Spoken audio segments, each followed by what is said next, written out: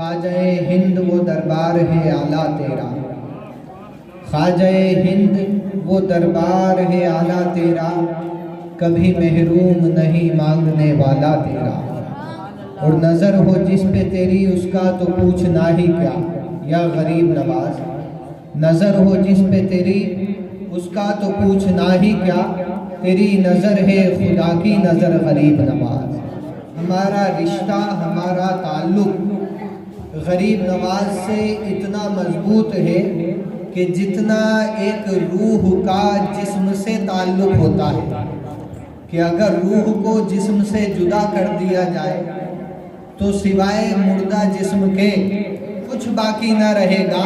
جب تک روح اندر ہے، ہاتھ بھی کام کر رہا ہے، پیر بھی کام کر رہے ہیں، کان سننے کا کام کر رہے ہیں، آنکھیں دیکھنے کا کام کر رہی ہیں، زبان بولنے کا کام کر رہی ہے، ذہن تصور اور خیالات کا کام کر رہا ہے، دل دھڑکنے کا کام کر رہا ہے۔ جب تک روح جسم میں ہے تب تک اعضائے جسم کام کر رہے ہیں۔ روح نکل جائے اب ہاتھ بیکار ہو گیا، روح نکل جائے اب پیر بیکار ہو گئے، روح نکل جائے اب آنکھیں بیکار ہو گئی، روح نکل جائے اب زبان بیکار ہو گئی۔ یہ اعضاء تو پہلے بھی موجود تھے اور روح نکلنے کے بعد بھی موجود ہیں۔ آنکھ پہلے بھی تھی، روح نکلنے کے بعد بھی ہے، ہاتھ پہلے بھی تھا، روح نکلنے کے بعد بھی ہے، دل پہلے بھی تھا، روح نکلنے کے بعد بھی ہے۔ فرق کیا پڑا؟ فرق یہ پڑا کہ روح کے نکل جانے کے بعد آنکھ موجود ہے لیکن بینائی چلی گئی ہے، کان موجود ہے لیکن سننے کی طاقت چلی گئی ہے، دل موجود ہے لیکن دھڑکنے کی صلاحیت چلی گئی ہے۔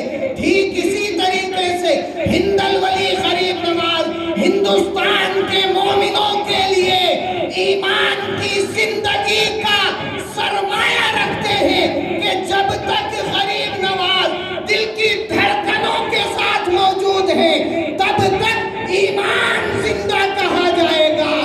ایمان دل سے نکل گیا جو غریب نواز پر جمع ہوا ہے تو پھر جیسے جسم مردہ ہو جاتا ہے اسی طرح سے روح مردہ ہو جائے گی، اور ہماری روح اسی بات پر زندہ ہے کہ ہم غریب نواز کے نام لیوا ہیں۔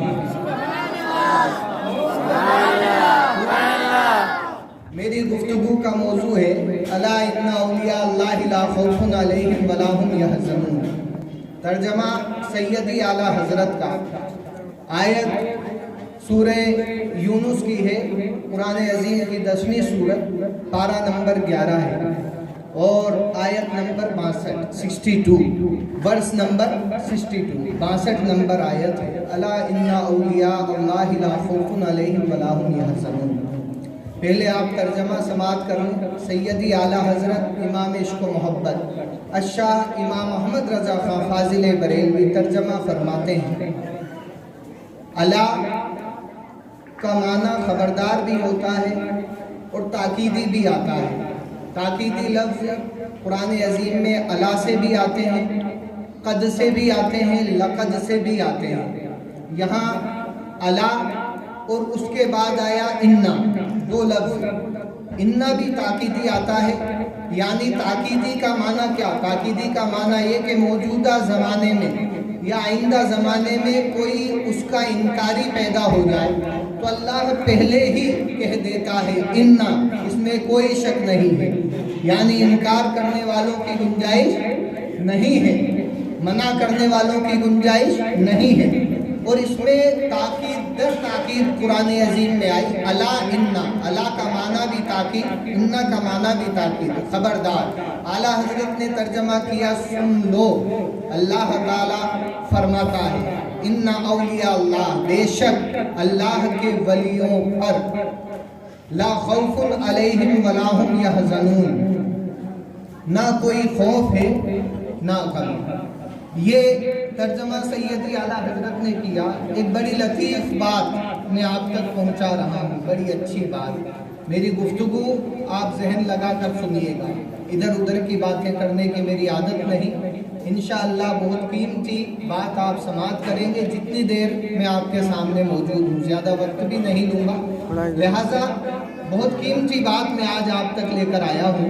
اللہ نے فرمایا الا ان اولیاء اللہ، اولیاء اللہ. میری گفتگو کا موضوع سخن یہ ہے کہ کچھ لوگ تو ولیوں کو مانتے ہیں جیسے آج ہم یہاں موجود ہیں، اور کچھ لوگ ولیوں کو نہیں مانتے ہیں. جتنے لوگ ہم موجود ہیں کون کون ولیوں کو ماننے والا ہے؟ ہاتھ اوپر اٹھا کر کہیں. ہم سب ولیوں کو ماننے والے ہیں. اور کچھ لوگ ہوتے ہیں جو انکار کرتے ہیں کہ ہم ولیوں کو نہیں مانتے. یہی موضوع سخن ہے. ماننے اور نہ ماننے میں کیا فرق ہے، اور نہیں ماننے سے کیا ہو جائے گا اور ماننے سے کیا ہوگا. انشاءاللہ تعالی یہی آج ہم سمجھیں گے. ہم لوگ ماننے والے ہیں، کچھ لوگ نہ ماننے والے ہیں کہ ولیوں کو ماننے سے کیا ہوگا. ایک جگہ میں تقریباً 4-5 سال پرانی بات ہے، کسی کے یہاں 11ویں شریف کی دعوت میں گیا. پہنچا، ایک شخص سے ملاقات ہوئی تو جو ہمارے ساتھ ہمارے محبین تھے انہوں میں سے ایک نے کہا کہ ان کے یہاں جمعرات کو بہت سارے لوگ آتے ہیں اور ہزاروں لوگ ان کے یہاں پہنچتے ہیں درگاہ پر. تو وہ جو سامنے والا شخص تھا اس نے کہا کہ جمعرات اور درگاہ اور ولیوں سے ہمارا کوئی لینا دینا نہیں ہے. ہم تو بس اللہ کو مانتے ہیں. کس کو؟ اللہ کو. صرف اللہ کو مانتے ہیں. باقی ہمارا ولیوں سے، درگاہوں سے، مزاروں سے ان سے کیا لینا دینا ہے. اسلام ان کا سبق نہیں دیتا. اب دیکھیے جس کی زبان دراز ہوتی ہے اس کا دل کمزور ہوتا ہے. زبان تو لمبی ہو گئی لیکن اللہ نے دل کمزور بنایا ہے. کیوں بنایا ہے؟ کیونکہ وَجَعَلْنَا قُلُوبَهُمْ قَاسِيَةً، اللہ نے ان کے دلوں کو سخت کر دیا، دل سخت ہو گئے ہیں. لہٰذا انہوں نے کہا کہ میں درگاہوں کو نہیں مانتا، ولیوں کو نہیں مانتا. یہی فرق ہے، ہم ماننے والے اور وہ نہ ماننے والے. کلمہ آپ لوگ پڑھتے ہیں، ہم بھی پڑھتے ہیں. پہلا کلمہ ہے لا الہ الا اللہ محمد الرسول اللہ. سب بلند آواز میں کہیں لا الہ الا اللہ محمد الرسول اللہ. محمد الرسول اللہ. اتنی بلند آواز میں کہیں کہ دروازے کے باہر والا شخص گواہ ہو جائے کہ آج اس محفل میں غریب نواز کے چاہنے والوں نے، ان کا ذکر کرنے والوں نے، ان کی میلاد منانے والوں نے اللہ کی وحدانیت کا اعلان کیا ہے اور اس کے رسول کی رسالت کا اعلان کیا ہے. اور قیامت میں وہ گواہی دے کہ ہاں پروردگار عالم 6 رجب المرجب کو غریب نواز کا ذکر کیا جا رہا تھا اور ان لوگوں نے اس جگہ بیٹھ کر تیرے نام کو لیا تھا، تیرے محبوب کے نام کو لیا تھا اور کلمہ پڑھ کر اپنے ایمان کو تازہ کر لیا تھا. بلند آواز میں پڑھے لا الہ الا اللہ محمد الرسول اللہ. یہ کلمہ میں نے ایسے ہی نہیں پڑھایا ہے. دیکھیے آپ لا الہ الا اللہ محمد الرسول اللہ جب لکھا ہوا آپ دیکھیں گے تو الا اللہ محمد الرسول اللہ، اللہ کے بعد محمد متصل ہے، جڑا ہوا ہے کلمے میں. بغور آپ لکھا ہوا کہیں دیکھنا اللہ اور محمد دونوں جڑے ہوئے، دونوں ایک ساتھ لکھے ہوئے ہیں. بیچ میں کوئی حرف بھی نہیں ہے، واو بھی نہیں ہے. کچھ لوگ ترجمہ کرتے ہیں لا الہ الا اللہ، اللہ کے سوا کوئی معبود نہیں، محمد الرسول اللہ اور محمد اللہ کے رسول. یہ غلط ترجمہ ہے.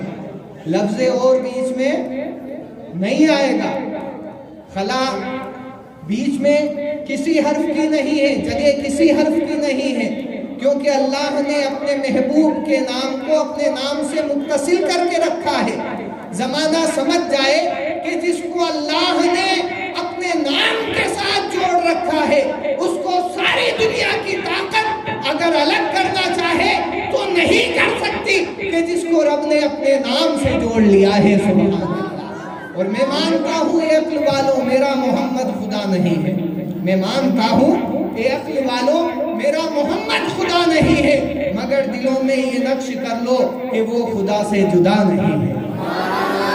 لنگر جو آج کیا جا رہا ہے میں اس سے بڑا خوش ہوں. اس بات کو وہیں اپن رکھتے ہیں الا ان اولیاء اللہ. پہلے یہ بات سمجھ لیتے ہیں کیونکہ لنگر کی بات آ گئی. میں بہت خوش ہوں اور ہم ماننے والے ہیں اولیاء اللہ کو.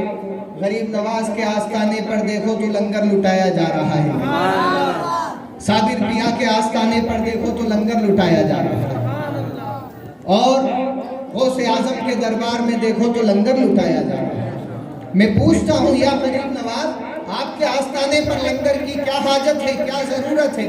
آپ تو ویسے ہی غریب نواز ہو، جو اپنے گھر میں کھا رہا ہے وہ بھی آپ کے ہی نام کا صدقہ کھا رہا ہے، سبحان اللہ۔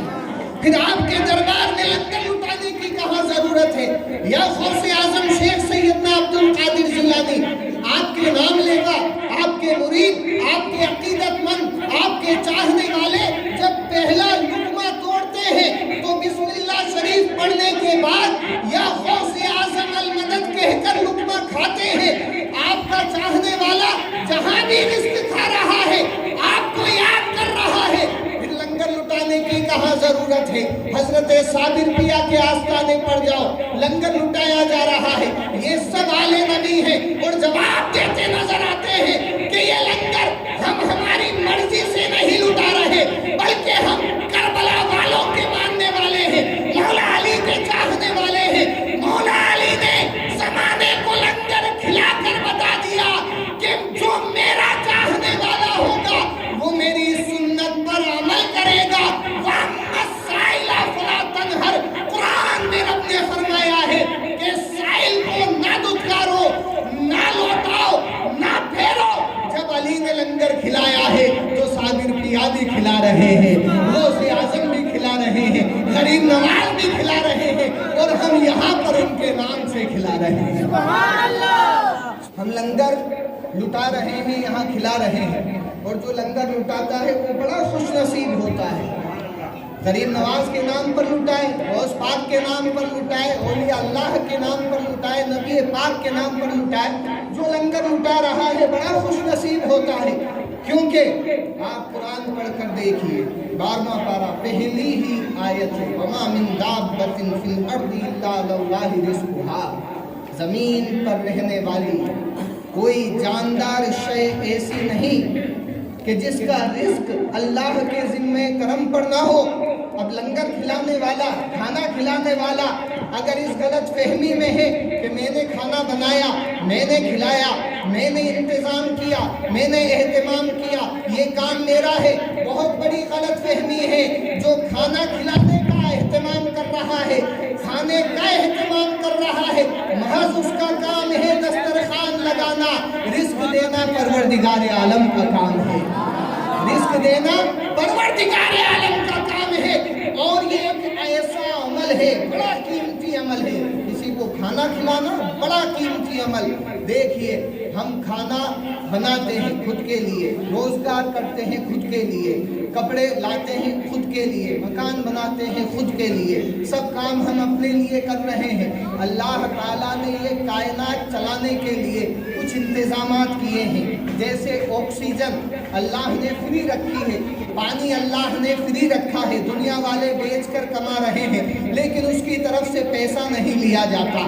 اللہ نے جو انتظام کیا ہے اس کائنات میں سب فری رکھا ہے اپنے بندوں کے لیے، اور بندہ کوئی بھی عمل خود کے لیے کرتا ہے، رب کے لیے نہیں کرتا، لیکن جب وہ کسی کو کھانا کھلاتا ہے، لنگر لٹاتا ہے تو رب فرماتا ہے اے میرے بندے میں نے تجھے محبوب کر لیا ہے، کیونکہ تو وہ عمل کر رہا ہے جو میرا کام ہے، رزق بانٹنا میرا کام ہے، رزق دینا میرا کام ہے، رازق میں ہوں، رزاق میں ہوں، اور تو اس میں حصہ لے رہا ہے، لہٰذا میں نے تجھے مقبول کر لیا ہے اور تیرے تمام تر گناہوں کو معاف کر کے تجھے جنتی کر دیا ہے، تجھے جنتی کر لیا ہے۔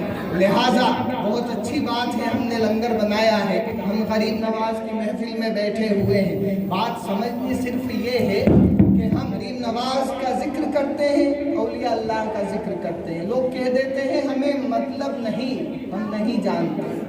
لا الہ الا اللہ محمد الرسول اللہ، اللہ کے بعد محمد ساتھ میں متصل آپ کو ملے گا، اور یہاں آیت آپ پڑھ کر دیکھیے، الا ان اولیاء اللہ، اولیاء کے بعد اللہ متصل ملے گا، کہیے سبحان اللہ۔ وہاں اللہ کے بعد محمد، ساتھ میں حدیثوں میں اس کا متصل ہم دیکھتے ہیں تو کلمہ ساری دنیا جانتی ہے کہ لا الہ الا اللہ محمد الرسول اللہ کلمہ ہے، سب سے پہلے یہی ہے۔ جب کوئی نو مسلم ہو تو وہ سب سے پہلے لا الہ الا اللہ محمد الرسول اللہ پڑھتا ہے، تب داخل اسلام ہوتا ہے، اسلام میں داخل ہوتا ہے۔ یہاں اللہ کے ساتھ محمد لکھا ہوا ہے اور اولیاء اللہ میں اولیاء کے ساتھ اللہ لکھا ہوا ہے۔ یہاں پہلے محمد سے اللہ کا نام ہے، اور جب اللہ اولیاء کا ذکر کرتا ہے تو خود کے نام سے پہلے اللہ اپنے ذاتی نام سے پہلے اولیاء کا ذکر کرتا ہے۔ یعنی اگر تمہیں اللہ تک پہنچنا ہے تو محمد کو رسول ماننا ہوگا صلی اللہ علیہ وسلم، اور اگر اللہ کے نور کو پانا ہے تو اس کے ولیوں کو اس کا دوست جاننا ہوگا۔ جب تم اس کے ولیوں کو اس کا دوست جان لو گے تو دنیا کی نعمتیں بھی ملیں گی، اللہ کی رحمتیں بھی ملیں گی، اللہ کی برکتیں بھی ملیں گی، اللہ کا انعام بھی ملے گا، اللہ کا فیضان بھی ملے گا۔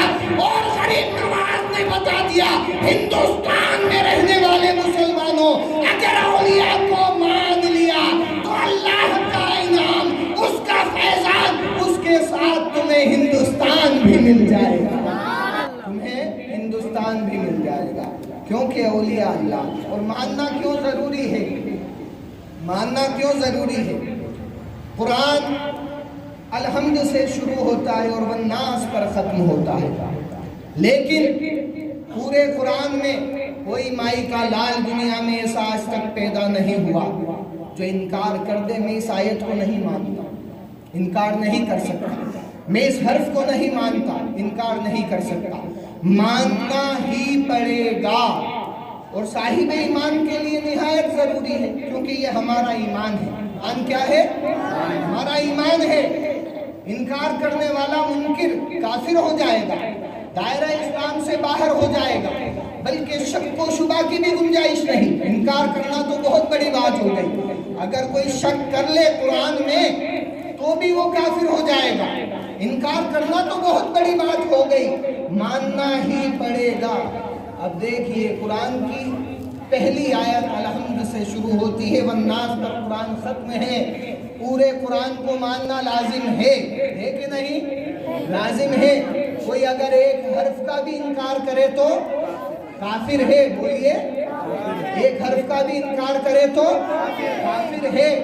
اب جو لوگ کہتے ہیں ہم اولیاء کو نہیں مانتے، تو اولیاء کا لفظ کہاں آیا ہے؟ قرآن میں آیا ہے۔ کہاں آیا ہے؟ اگر وہ انکار کریں اولیاء کو نہیں مانتے تو اس لفظ کا انکار کرنا مانا کہ قرآن کا انکار کرنا، اور وہ جانے انجانے دائرہ اسلام سے باہر ہو گئے، کافر ہو گئے، کیونکہ وہ کہتے ہیں ہم اولیاء کو نہیں مانتے۔ اولیاء ولی سے بنا ہے، ولیوں کی جمع اولیاء، ایک ہو تو ولی کہا جائے اور بہت سارے ہوں تو اولیاء کہا جائے۔ ہم اولیاء کو ماننے والے ہیں، اور انکار کون لوگ کرتے ہیں یہ بھی سمجھ لیجئے۔ تبلیغی جماعت ہو، مودودی ہو، وہابی ہو، چکڑالوی ہو، اہل حدیث ہو، اہل قرآن ہو، جو لوگ قرآن کا دم بھرتے ہیں وہی انکار کرتے ہیں، جو حدیث کا دم بھرتے ہیں وہی انکار کرتے ہیں۔ ہم حدیث مانتے ہیں لیکن اولیاء کو نہیں مانتے، قرآن مانتے ہیں لیکن اولیاء کو نہیں مانتے۔ اب یہ بھی آپ کو بتاؤں گا کہ وہ کیوں نہیں مانتے۔ ہم ماننے والے ہیں، ہم اولیاء کو ماننے والے ہیں۔ جب ہم ناگور شریف جاتے ہیں تو حمید الدین ناگوری کو یاد کرتے ہیں، سبحان اللہ۔ جب ہم ممبئی جاتے ہیں تو حاجی پیا کو یاد کرتے ہیں، سبحان اللہ۔ جب مخدوم ماہم کے پاس جاتے ہیں تو مخدوم ماہمی کو یاد کرتے ہیں، مخدوم بہار کے پاس جاتے ہیں تو مخدوم بہار کو یاد کرتے ہیں، کچھوچا جاتے ہیں تو مخدوم کچھوچا کو یاد کرتے ہیں، مخدوم سمنا کو یاد کرتے ہیں، جب دلی جاتے ہیں تو نظام الدین اولیاء کو یاد کرتے ہیں، اور جب غریب نواز کے آستانے پر جاتے ہیں تو غریب نواز کو یاد کرتے ہیں۔ ہم مانتے بھی ہیں اور یاد بھی کرتے ہیں، یہ لوگ مانتے بھی نہیں، اور کچھ لوگ جاتے ہیں، یہ لوگ بھی جاتے ہیں۔ بہت قیمتی بات آپ کو بتا رہا ہوں، آپ کو بہت سے جماعتی لوگ بھی وہاں مل جائیں گے، اہل حدیث اہل قرآن مل جائیں گے۔ چلو गए गरीब नवाज के आस्थाने पर, वो वहाँ क्या करते हैं, उनका शक्ल क्या है, क्या काम है, वहाँ जाकर मॉनिटरिंग करते हैं और एनालिसिस करते हैं कि यहाँ क्या क्या किया जा रहा है। जब उनसे कहो कि यहाँ क्यों आए, तो वो जवाब देंगे हम यहाँ बस देखने आए हैं, जांच करने आए हैं, यहाँ क्या क्या होता है, क्या क्या नाजायज़ हरकतें होती हैं, ये उनके अल्फाज हैं। और यहाँ हम आए हैं तो गरीब नवाज को कुछ पढ़कर बख्श देंगे, कुछ पढ़ लेंगे उनके लिए, सिर्फ इतना। बाकी हम औलिया को नहीं मानते। और ये भी क्यों कहते हैं, इसके पीछे रीज़न, वजह, क्यों पढ़ोगे भाई, इसलिए क्योंकि गरीब नवाज को हमारी ज़रूरत है। माअज़ल्लाह, कहिए माअज़ल्लाह। किसको? गरीब नवाज को हमारी ज़रूरत है। क्यों? उसकी वजह भी बताते हैं वो लोग। वजह ये है कि हम ज़मीन के ऊपर हैं, वो ज़मीन के अंदर हैं, और उनका कहना है कि हम ऊपर हैं, हम पढ़ सकते हैं। वो तो गए, अब वो पढ़ नहीं सकते। ये उनकी बहुत बड़ी नादानी है। तू क्या पढ़ेगा?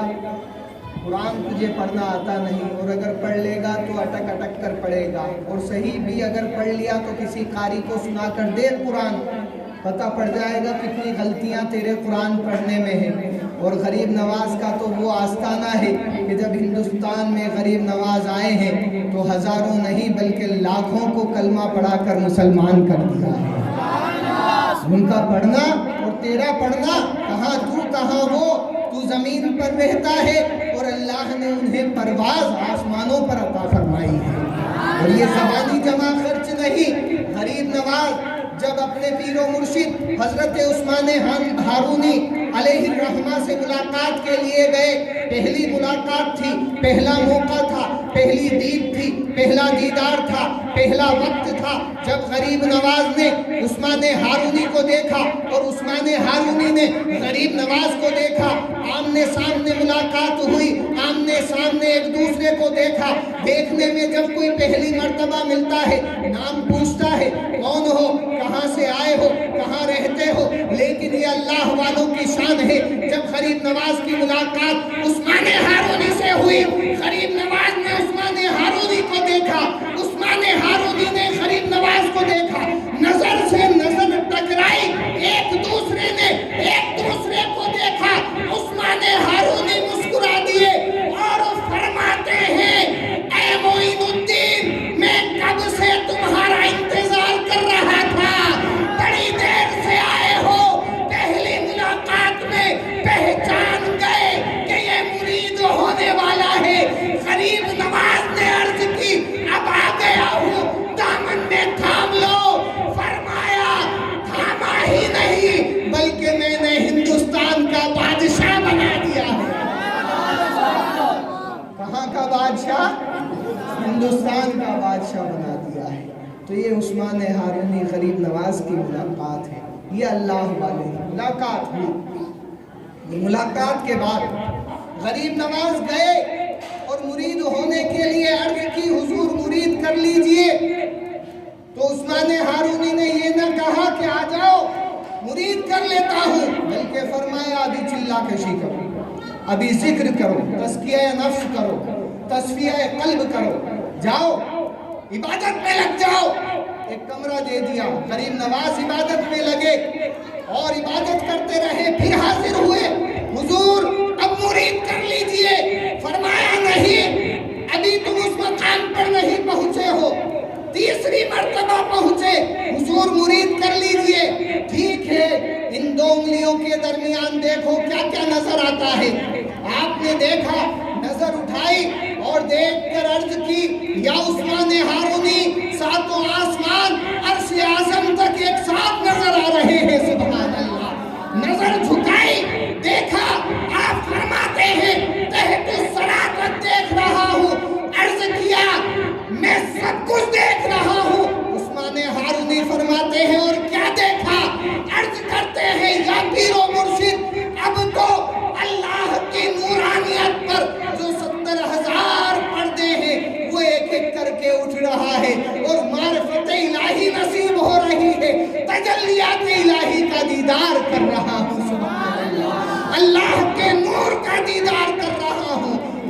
ایسے پیر تھے اور ایسے مرید تھے، تب جا کے ہندوستان کے مسلمانوں کو خیرات میں ٹکڑا نصیب ہو رہا ہے کہ اگر ہم ہندوستان میں موجود ہیں، زندہ ہیں، بخشے جا رہے ہیں، اور اگر کوئی ناگہانی پریشانی نہیں ہے تو یہ ہماری طاقت، ہماری قوت، ہمارا منصب نہیں، یہ غریب نواز کا صدقہ دیا جا رہا ہے، غریب نواز کی عطا دی جا رہی ہے۔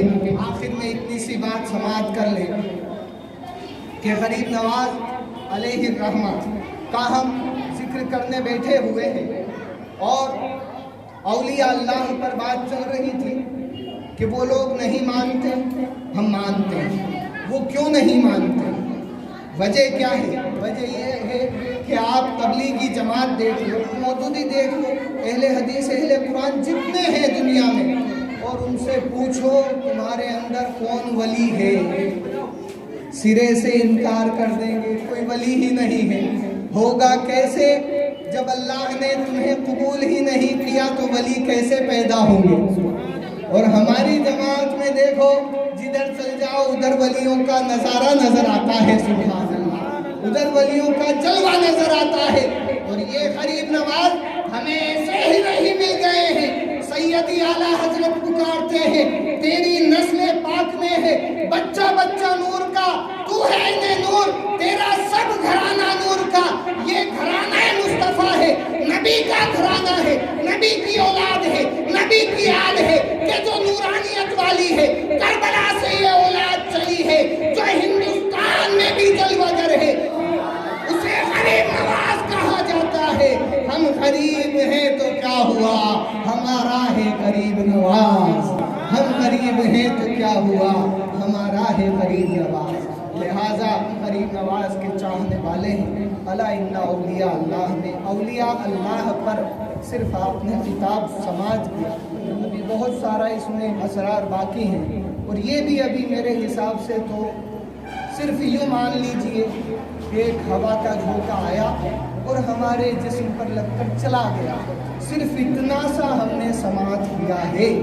یہ اسرار قرآن ہے کہ جو اس سمندر میں ڈوب جایا کرتا ہے وہ معرفت الہی کا حقدار ہو جایا کرتا ہے، اللہ کے نور کا حقدار ہو جایا کرتا ہے۔ اللہ کی بارگاہ میں دعا ہے اللہ تعالی ہمارے آنے کو، بیٹھنے کو، غریب نواز کے ذکر کو، ان کی نظر و نیاز کو، جو کچھ ہم کر رہے ہیں اسے قابل قبول عطا فرمائے، اور جو شمع ہمارے دل میں جگمگائی ہے، چمکی ہے، جو نور چمک رہا ہے غریب نواز کے عشق کا، اللہ تعالیٰ دن دونی رات چوگنی اس میں ترقی عطا فرمائے کہ یہ نور اور بڑھے اور بڑھے اور اس میں اضافہ ہو، اور زیادہ ہم کچھ نہیں چاہتے، صرف اتنا ہو جائے کہ غریب نواز کے تلووں کی دھول تک ہم گنہگاروں کی پہنچ ہو جائے، سبحان اللہ۔ اگر وہاں تک بھی ہماری رسائی ہو گئی تو وہ ہمارے لیے کافی ہے۔ صرف میں نے اولیاء اللہ اتنی سی بات پر آپ سے چند منٹ کے لیے گفتگو کی ہے، اور پورا قرآن الحمدللہ ہمارے لیے وہ نعمت پروردگار عالم کی ہے کہ ہم ادھر ادھر کے قصے، ادھر ادھر کی باتیں، ادھر ادھر کی دنیا داری میں پھنسے ہیں۔ قرآن کو پڑھ کر دیکھیں، اس کا ترجمہ پڑھیں، اس کی تفسیر پڑھیں، اور نہیں پڑھ سکتے تو جو بیان کرتے ہیں ان سے سنیں۔ قرآن اصل اسلام یہی ہے، باقی سب اس کے بعد ہے۔ یہاں تک کہ آگے بڑھ کر ایک بات اور کہنا چاہوں گا کہ اس زمین پر، روئے زمین پر، آسمان کے نیچے اگر کوئی ایسی چیز ہے جو صفت الہیہ میں سے ہے تو وہ کلام الہی ہے، کہیے سبحان اللہ۔ قرآن عظیم ہے، اس کے علاوہ اور کوئی شے ایسی نہیں جو ظاہر میں ہمارے سامنے ہو۔ قرآن مخلوق نہیں، اللہ کی صفتوں میں شامل ہے، لہٰذا اس پر غور کریں۔ اللہ تعالی ہماری اس مجلس کو قبول عطا فرمائے۔ السلام علیکم وما علینا الا البلاغ۔